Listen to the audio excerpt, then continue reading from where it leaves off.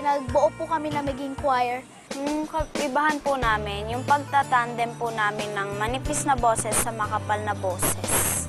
Siya po kasi, tinuring ko po talaga siyang kapatid. Kaya po pagka kunyari nalulungkot po ako, pag nakikita ko po siya, masaya po ako kasi po, tinuring ko po talaga siyang kababata akong kapatid.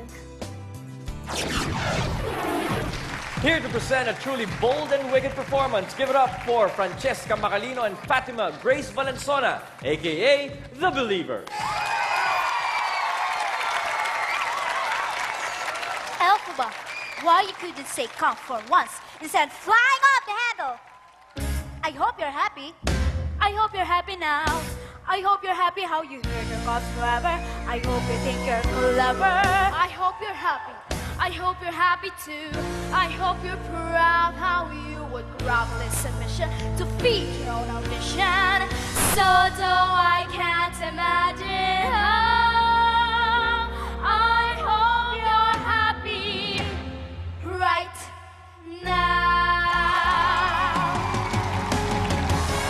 So if you can't find me, look to the western sky.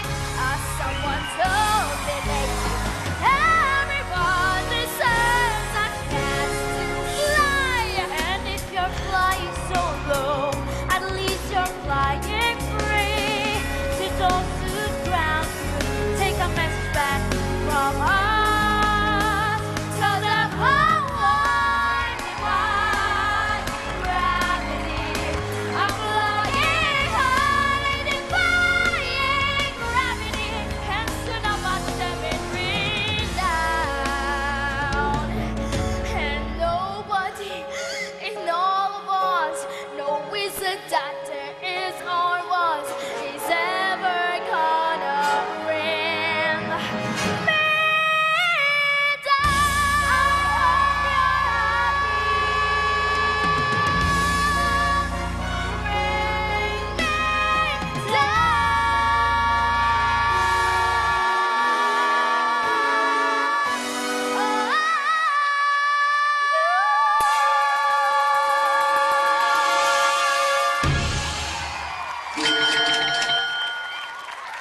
The Believers. Agot, you were singing along to The Believers. What do you think of their performance? Yes, because I saw Wicked. Itong yung Defying Gravity is from the musical The Wicked. At napanood ko si Idina Menzel. Siya talaga yung nag-portray ng Elphaba, the green Na-enjoy ko kasi syempre, para natutuwa ako seeing young kids singing musical number from Broadway production. Kasi bihira na yun eh. Nahihilig sila sa pop, nahihilig sila sa R&B, ganon. Minsan lang talaga yung musical production numbers. Kaya na-enjoy ko. Elphaba, ang galing ng Elphaba talaga ang tawag ko. Ang galing ng boses mo, kayang-kaya mo si Elphaba. I really enjoy it. Thank you po. Thank you, Agot. Rupa. Ito lang masasabi ko, may panalo na sa gabing ito. Napakagaling nyo. Thank you, Rupa. Tuesday. My gosh, how young are you kids? Ilan taon na kayo? 11 po. Ako po, 13. 11 at 13. Sigurado ba kayo mga bata kayo o niloloko nyo lang kami?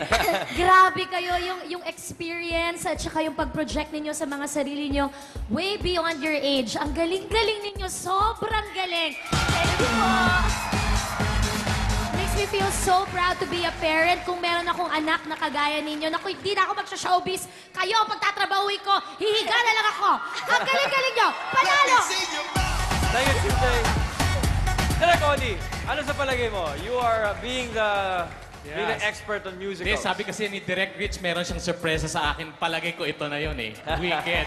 Kami ni Agot, musical theater kami eh. So alam na alam namin, itong pinaka-popular Broadway musical ngayon. At ito'y tungkol sa Wizard of Oz. Para siyang prequel ng Wizard of Oz tungkol sa The Long Witches. Pero sa story na to, sinong masama dito? Itong naka-green o itong mukhang prinsesa? Sa story, ang naka-green ang mabait. That's what the whole story of Wicked is about. And I think it's an intelligent choice. It really showed off your voices, may konting acting. And I'm so happy, finally, my musical theater sa talentadong Pinoy. Thank you po. Thank you, Direk Ori.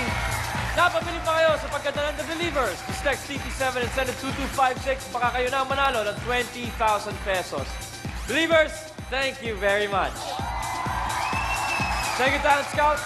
Malalaman na natin ang resulta ng scores ninyo at ng jury. Pero bago yan, balikan muna natin ang mga inyong ipinasa sa inyong kortina.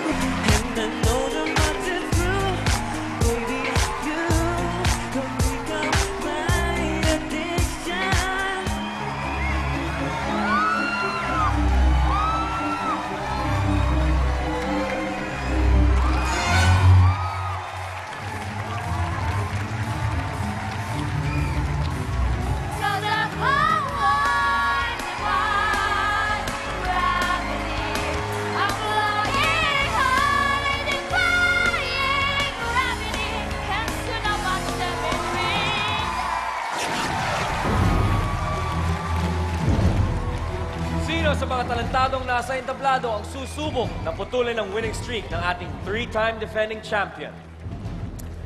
Alamin natin sa pagbabalik ng pinakamalaking talent show sa telebisyon, ang Talentadong Pinoy.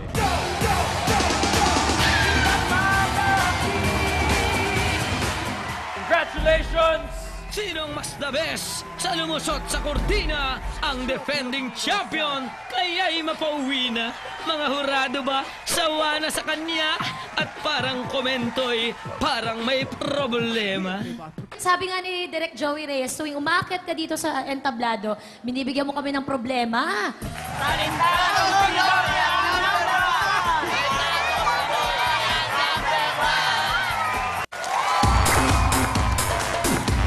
Tuloy lang ang kasiyahan dito sa Sunday edition ng Talentadong Pinoy. Lahat po ng 7 nag-perform na talentado ngayong gabi ay tatanggap ng 5,000 piso. At dahil lahat sila ay nakapasa, may pag-asa pa silang mag-uwi ng 50,000 pesos.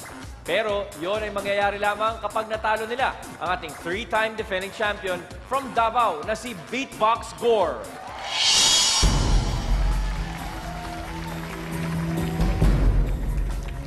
Narito na sa aking kamay ang resulta. Ang nakakuha ng pinakamataas na score ngayong gabi mula sa ating jury at sa Talent Scouts at aharap kay Beatbox Gore for a chance to take away his crown as Talentado Champion for 3 times. Congratulations, The Believers! For other Talentados, thank you very much. Congratulations to Believers. You now have 10,000 pesos and a chance to go against our defending champion. Matagal na magkawalay ang ating defending champion sa kanyang nanay na isang OFW. Ano kaya ang reaksyon ng kanyang ina sa tagumpay niya? Ito po ang kasagutan.